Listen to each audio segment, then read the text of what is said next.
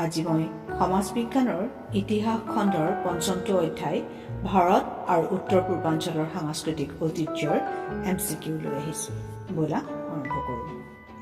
প্ৰথম প্ৰশ্নটো লৈছোঁ, পৃথিৱীৰ প্ৰাচীনতম লিখিত ধৰ্মগ্ৰন্থ কোনখন? শুদ্ধ উত্তৰ ঋগ্বেদ সংহিতা। সমগ্ৰ ভাৰতবৰ্ষত কিমান খ্ৰীষ্টাব্দৰ ভিতৰত আৰ্য সভ্যতাৰ বিস্তাৰ ঘটিছিল?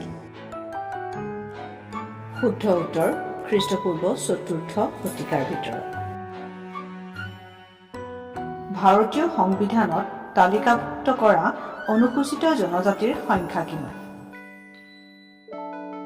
শুদ্ধ উত্তৰ ৭০৫টা।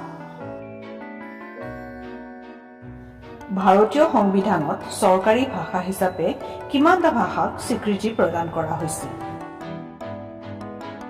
শুদ্ধ উত্তৰ ২২টা ভাষা। সত্যমেৱ জয়তে এই বাক্যশাৰী মূলতঃ ক'ৰ পৰা লোৱা হৈছে? শুদ্ধ উত্তৰ মুণ্ডক উপনিষদৰ পৰা। বহুধৈৱ কুটুম্বকম এই বাক্যশাৰী মূলতঃ ক'ৰ পৰা লোৱা হৈছে? শুদ্ধ উত্তৰ মহোপনিষদৰ পৰা।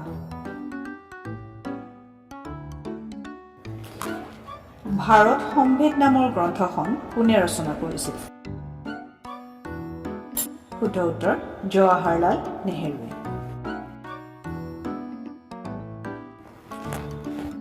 ৰাজনীতি বিজ্ঞান বিষয়ক বিখ্যাত গ্ৰন্থ অৰ্থশাস্ত্ৰ কোনে ৰচনা কৰিছিল? শুদ্ধ উত্তৰ কৌটিল্যই। আন্তঃৰাষ্ট্ৰীয় যোগ দিৱস কেতিয়া পালন কৰা হয়? শুদ্ধ উত্তৰ ২১ জুন তাৰিখে। ভাৰতবৰ্ষৰ চৰকাৰীভাৱে স্বীকৃতিপ্ৰাপ্ত ধ্ৰুপদী নৃত্য কিমানবিধ আছে? শুদ্ধ উত্তৰ ৮বিধ। হৰ্ণবিল উৎসৱ ক'ত পালন কৰা হয়? শুদ্ধ উত্তৰ নাগালেণ্ডত। মিজো শব্দৰ অৰ্থ কি? শুদ্ধ উত্তৰ পাহাৰৰ বাসিন্দা। চপচৰকুট কোন জনগোষ্ঠীৰ উৎসৱ? শুদ্ধ উত্তৰ মিজোসকলৰ। শংকৰদেৱ ৰচিত প্ৰথমখন নাট কি আছিল? শুদ্ধ উত্তৰ সিংহযাত্ৰা। উষা পৰিণয়ন কাব্য কোনে ৰচনা কৰিছিল? শুদ্ধ উত্তৰ পীতাম্বৰ কবিয়ে। অসমৰ প্ৰথমখন বাৰ্তালোচনী অৰুণোদয় কেতিয়া প্ৰকাশ হৈছিল? শুদ্ধ উত্তৰ ১৮৪৬ খ্ৰীষ্টাব্দ। জিকিৰ আৰু জাৰী কোনে ৰচনা কৰিছিল? শুদ্ধ উত্তৰ চুফী সাধক আজান পীৰে। কোনজন আহোম স্বৰ্গদেউৰ দিনত আজান পীৰ অসমলৈ আহিছিল?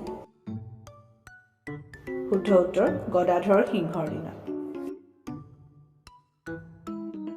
শিৱসাগৰৰ ঐতিহাসিক তলাতল ঘৰটো কোনে নিৰ্মাণ কৰিছিল? শুদ্ধ উত্তৰ স্বৰ্গদেউ ৰুদ্ৰসিংহ।